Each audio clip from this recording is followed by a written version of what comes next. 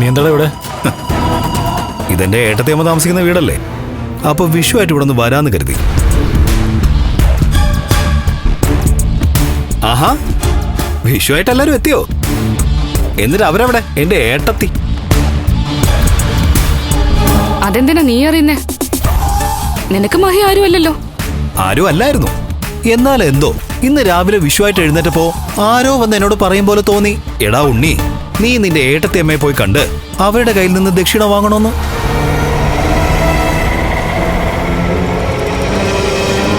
ഒന്ന് വിളിക്കോ എന്റെ ഏട്ടത്തിയെ? ഏട്ടത്തിക്ക് ഇയാളെ കാണാൻ ഒരു താല്പര്യവുമില്ല, പിന്നെ എന്തിനാ വിളിക്കുന്നേ? ഞാൻ ഇന്നെന്റെ ഏട്ടത്തിയെ കാണാതെ പോവില്ല. അവരിവിടെ ഇല്ലാന്നൊന്നും പറയണ്ട, ഇവിടെ ഉണ്ടെന്ന് എനിക്ക് 100% ഉറപ്പാ. നിന്നോട് കള്ളം പറയേണ്ട കാര്യമൊന്നും എനിക്കില്ല. മഹി ഇവിടെ ഉണ്ട്. എന്നാലൊന്ന് വിളിച്ചൂടെ? ഞാൻ ഏട്ടത്തി ഒന്ന് കാണട്ടെ. കണ്ടിട്ട് അവരുടെ കയ്യിൽ നിന്ന് ഒരു വെള്ളി രൂപ വാങ്ങിച്ചിട്ട് പൊയ്ക്കോളാം.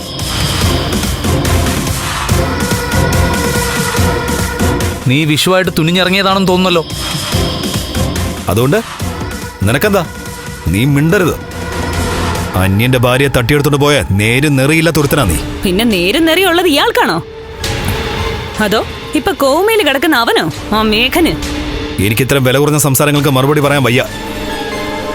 എനിക്ക് ഏട്ടത്തി ഒന്ന് കാണണം, എന്നിട്ട് വന്ന കാര്യം സാധിച്ചിട്ട് പോണം. പ്ലീസ് ഒന്ന് വിളിക്കേ.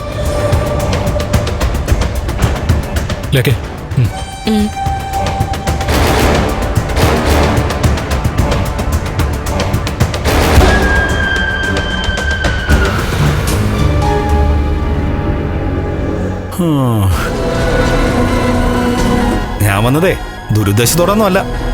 ഇതെന്താ എല്ലാവർക്കും ടെൻഷൻ പോലെ? ഞങ്ങൾക്ക് എന്ത് ടെൻഷൻ?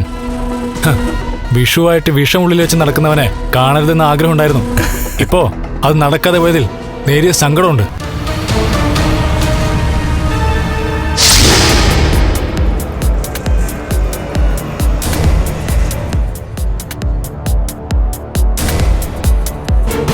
കണ്ണേട്ടാ, നമ്മൾ സംശയിച്ചത് ശരി തന്നെയാ.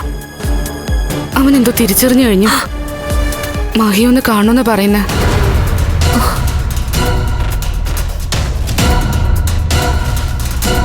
പിടിക്കപ്പെട്ടെന്ന് കരുതാം. കണ്ണേട്ടൻ അങ്ങോട്ടൊന്നും വരണ്ട, ഞാൻ അവനോടൊന്ന് സംസാരിക്കട്ടെ. മാലേക്ക്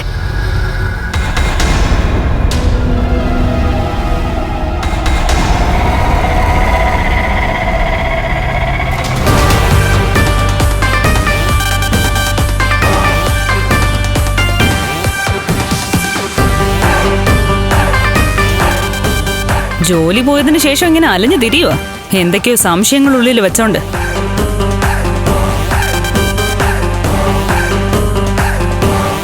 നിന്റെ ജോലി എനിക്ക് തരാമെന്ന് ലക്ഷ്മി മാഡം പറഞ്ഞതാ. എന്നിട്ട് പിന്നെ തോമസ് സാറിന്റെ നിന്ന് വിട്ടുവരാൻ വയ്യാത്തോണ്ടാ ഞാൻ അതിന് തയ്യാറാവാത്തത്. നീ എന്തിനാണ് ഈ നാട്ടിൽ കാലുകുത്തിയെന്നൊക്കെ എനിക്ക് നന്നായിട്ട് അറിയാം.